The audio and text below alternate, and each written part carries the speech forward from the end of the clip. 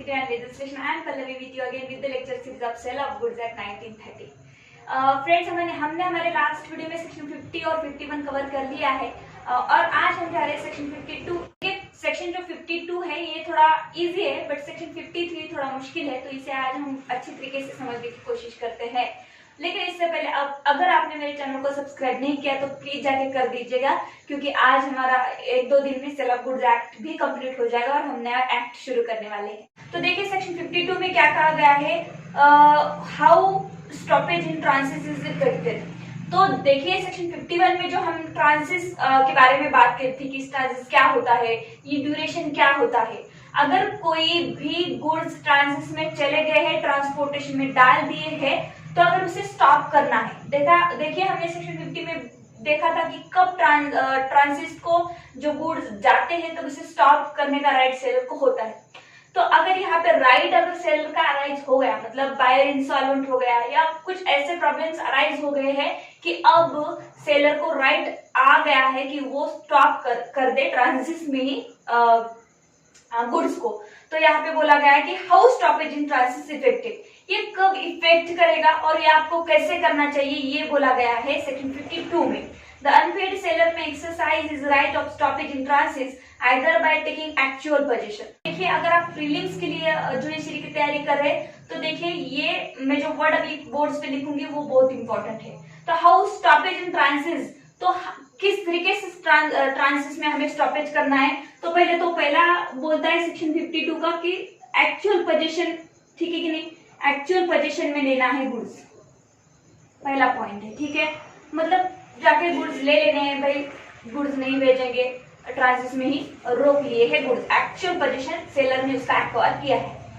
Of any goods or by giving a notice of his claim to the carrier or other bailee in whose position goods are.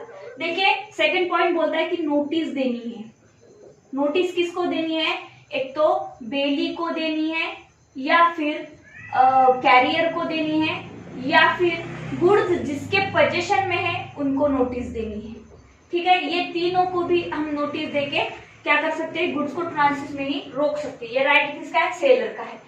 आगे बोला गया है such notice में be given either to the person in actual position of the goods or to his principal. देखिए अगर यहाँ पे actual position में कौन है, अगर कैरियर होगा तो कैरियर को दी जाएगी, बेली होगा तो बेली को, और कोई भी अदर पर्सन एक्चुअल पोजीशन में है तब उसे दी जाएगी। लेकिन ये कैरियर वाले ट्रांसपोर्टेशन वाले जो होते हैं, ट्रांसपोर्टेशन वाले ट्रक चलाने वाले या फिर जो सामान है गुड्स ट्रांसपोर्ट करने वाले जो होते हैं कैरियर्स होते हैं, ठीक है। बट इस कैरियर के बहुत सारे कैरियर है, बहुत सारे कैरियर, उसका एक प्रिंसिपल है। तो इस प्रिंसिपल को भी आप क्या कर सकते हो, नोटिस दे सकते हो कि अगर मैं आपको एग्जांपल बताती हूँ, किसी भी ट्रांसपोर्टेशन के पास ऑफिस में जाके अपने गुड्स रख दिए हैं, तो गुड्स रख देने के बाद क्या होता है, आप उस कैरियर वाले का नंबर आपके पास नहीं रहता है, उसके कार्ड पे उसके प्रिंसिपल का ही नंबर रहता है, ठीक है कि नहीं। यहाँ पे मैं प्रिंसिपल को भी ऐड कर देती हूँ, तो यहाँ पे प्रिंसिपल का नंबर रहता है। तो इस प्रिंसिपल को आप क्या करोगे, उसके फोन नंबर पे कॉल करोगे और कॉल करने के बाद क्या बोलोगे कि जो आपने इस गाड़ी का नंबर है, यहाँ पे मेरे ये गुड्स भेजे थे, उसको ट्रांसिट में ही रोक दिया जाए। तो ये प्रिंसिपल क्या करेगा, उसके जो कोई भी वर्कर्स है या कैरियर्स है उनको कॉल करेगा और फिर बोलेगा कि भाई वो जो गुड्स है वो उसे रोक दिया जाए, ट्रांसिट में ही ना डिलीवर्ड किया जाए, ठीक है। तो ये है ये सेक्शन ये बोल रहा है। तो यहाँ बोला गया in the actual position of the goods or to his principal, एक तो कैरियर को डायरेक्टली आप बोल दो या फिर उसके प्रिंसिपल को बोल दो। In the latter case the notice to be effectual shall be given at such a time and in such a circumstances that the principal by the exercise of reasonable diligence may communicate it to his servant or agent in time to prevent a delivery to the buyer।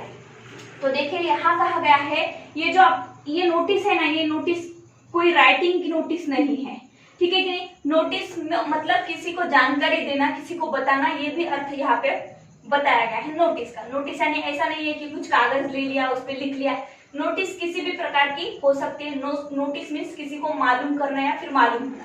तो ये कब आप जानकारी दोगे इस principal को, ये नीचे बताया गया है, ठीक है। तो यहाँ बोला गया प्रिंसिपल को आप रीजनेबल टाइम में बताओगे, मतलब अभी गुड्स निकल गए हैं, प्रिंसिपल अपना ऑफिस बंद करके जाने वाला है घर पे, उसे जल्दी बता दो जितना जल्दी हो सके, ताकि वो उस गुड्स को रोक सके, ठीक है कि नहीं, डिलीवर्ड होने से। तो देखिए अब आप जाके रात को 12 बजे बोल रहे हो तो ये तो पॉसिबल नहीं है, ऑफिस बंद हो गया है, ऑफिस पे कोई फोन नहीं उठा रहा है, अगर प्रिंसिपल ने फोन भी उठा दिया तो अभी क्या है, रात के 12 बजे है, कैरियर वाला भी फोन नहीं उठा रहा है, तो ऐसी चीजें ना हो पाए, प्रिंसिपल भी कम्युनिकेशन कर सके अपने एजेंट के साथ, अपने कैरियर के साथ। तो ये बोला गया है यहाँ पे। तो ये कंसेप्ट बहुत इजी है, लेकिन ये शब्द आपको याद रखने होते हैं प्रीलिम्स के लिए, ताकि ये बहुत घुमा घुमा के पूछते हैं। तो देखिए सबसेक्शन 2 में आते हैं, when a notice of stoppage in transit is given by the seller to the carrier or other party in possession of the goods, he shall redeliver the goods to or according to the direction of the seller.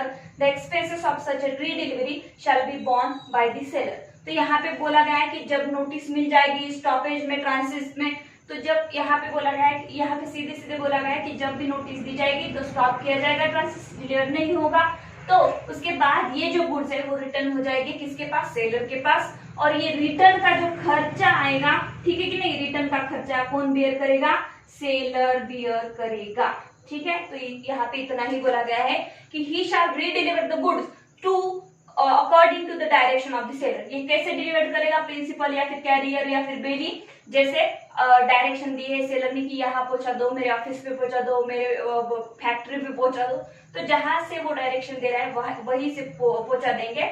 Of the seller the expenses of such a delivery shall be borne by the seller. तो यहाँ बोला गया है कि जो भी कुछ expenses आएंगे वो कौन बियर करेगा, सेलर।